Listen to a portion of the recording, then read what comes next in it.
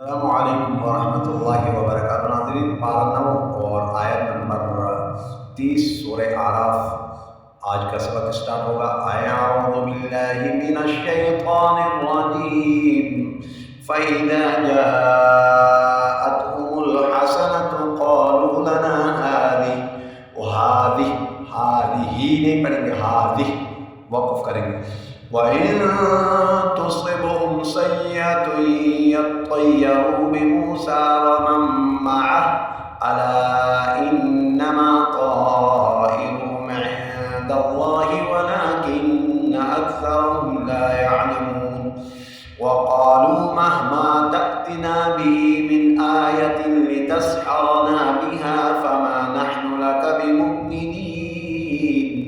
फ़अरसलना अलैहिम الطوفان والجراد والقمل والضفادع والدم آيات مفصلات فاستكبروا وكانوا قوما مجرمين.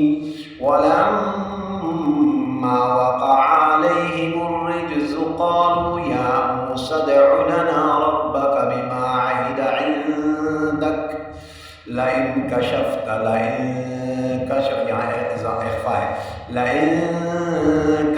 عنا الرجز لنؤمنن لك ولنرسلن معك بني إسرائيل. فلما كشفنا عنهم الرجز إلى أجل هم بالغوه إذا هم ينكثون.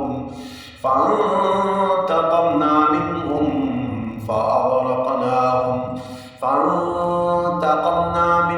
فأغرقناهم في اليم بأنهم كذبوا بآياتنا وكانوا عنها غافلين.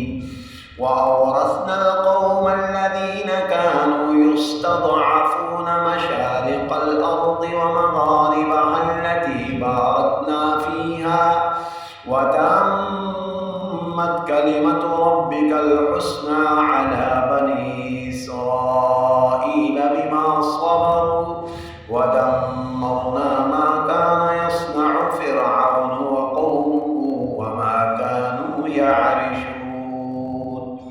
ये 137 तक मुकम्मल होगा। नेक्स्ट वीडियो में मुलाकात होगी। अस्सलामु अलैकुम वरहमतुल्लाहि वबरकातुहू।